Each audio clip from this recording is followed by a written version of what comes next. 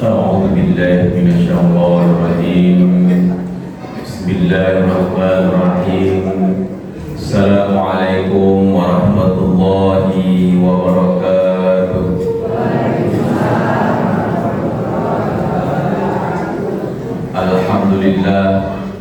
الحمد لله حمدا كثيرا كما أمر. أشهد أن لا إله إلا الله وحده لا شريك له وأشهد أن محمدا عبده ورسوله. اللهم صل على سيدنا محمد وعلى آله سيدنا محمد. أما بعد. Puji syukur kita panjatkan kehadirat Allah Subhanahu wa Ta'ala. Pada malam yang berbahagia ini kita semua bisa melaksanakan sholat isya berjamaah, dan kemudian kita bisa melaksanakan ibadah puasa di bulan suci Ramadan. Berbanyak bersyukur kepada Allah Subhanahu wa Ta'ala. Mudah-mudahan ketika kita banyak bersyukur akan nikmat Allah, kita menjadi hamba yang diberikan tempat yang terbaik kelak di sisi Allah Subhanahu wa Ta'ala. Amin ya rabbal alamin. Salawat serta salam mari sama-sama kita diakan dulu junjungan Nabi besar Muhammad sallallahu alaihi wasallam. Allahumma shalli ala sayyidina Muhammad wa ala alihi sayyidina Muhammad.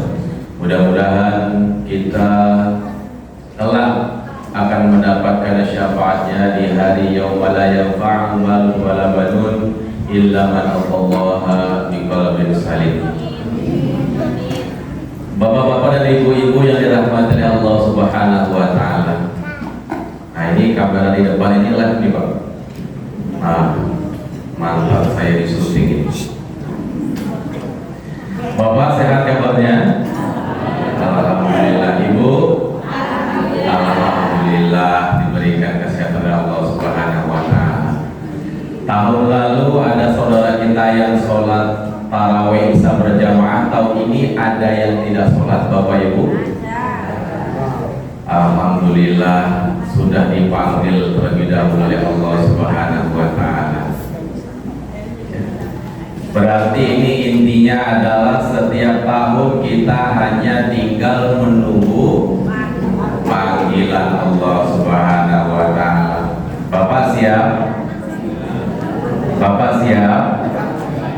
Ibu siap? Masih ragu-ragu nih.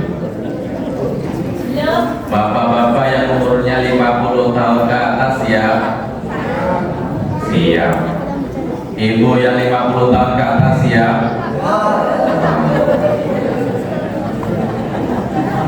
Bapak yang duduk di kursi siap? Itu tegas jawabannya, yakin siap.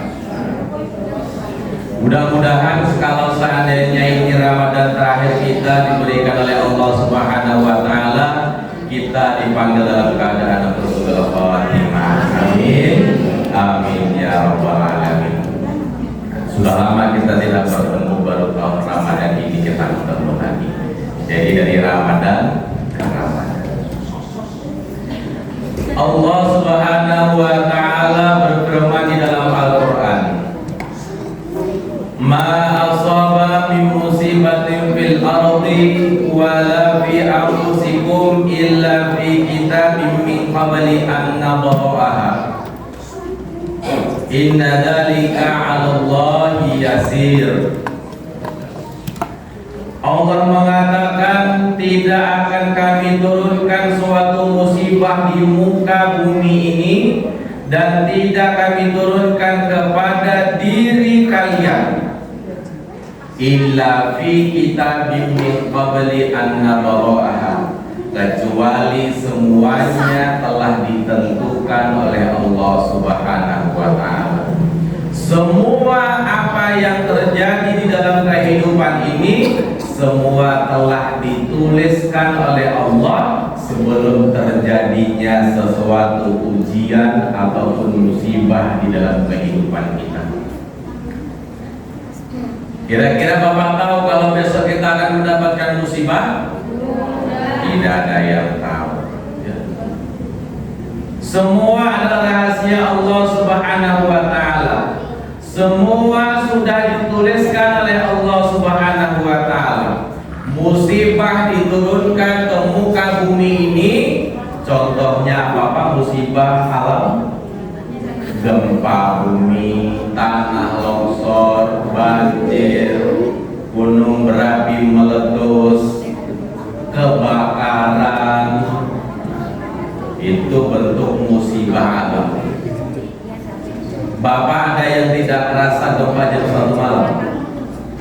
Ada yang tidak terasa? Nah, bapaknya tidur berarti. Ibu terasa gempa jam 1 malam? Enggak. Alhamdulillah, berarti tidurnya nyenyak. Jam 1 malam diguncang, ya, Jogja diguncang oleh Allah Subhanahu wa taala jam 1 malam. Saya kebangun antara ini mimpi apa nyata gitu. Begitu gempa goyang selesai, saya tidur lagi. Bangun-bangun banyak yang pada bikin status di WA, gempa Jogja, gempa Jogja, gempa Jogja. Oh, ternyata memang beneran gempa malam. Allah turunkan musibah di alam dunia ini, Allah turunkan musibah di muka bumi ini, walafi anfusikum, dan berupa ujian dan cobaan di dalam diri kalian. Apa Pak cobaan di dalam diri Bapak? Apa Pak?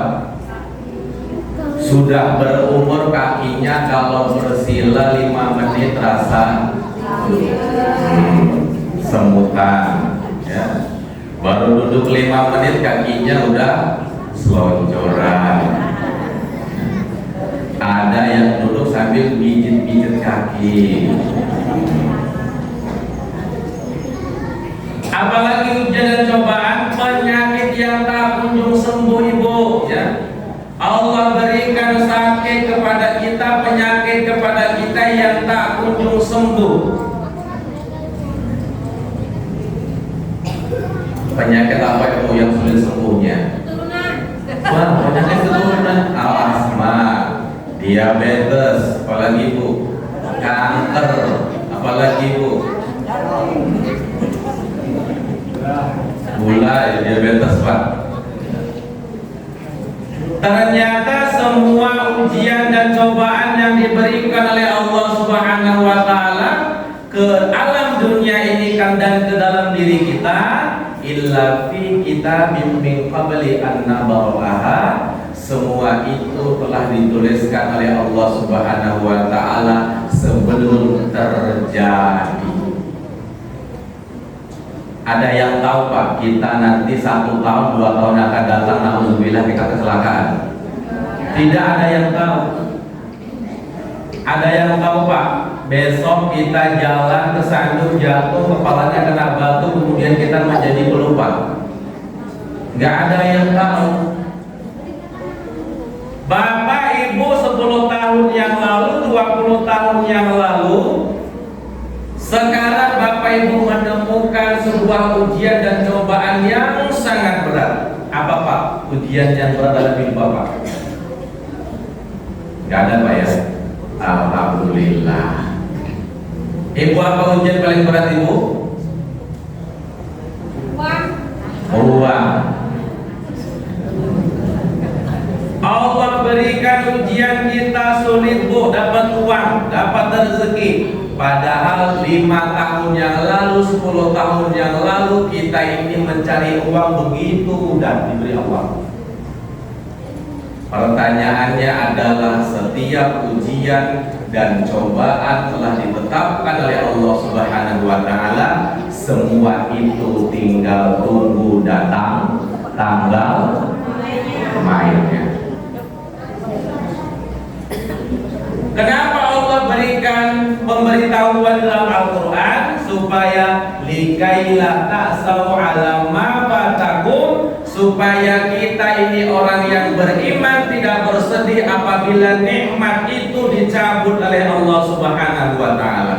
Dulu gigi ibu itu lengkap dan utuh, kalau punya peyek itu tegas, ya. Umur 50 tahun, 60 tahun, nikmat itu dicabut oleh Allah Subhanahu wa taala, kira-kira kalau makan peyek gimana Ibu? Masuk ke mulut, emut-emut, telan.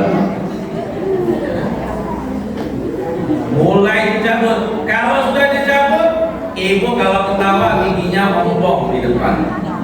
Kira-kira terlihat cantik? Di mata Bapak alhamdulillah cantik. Ya.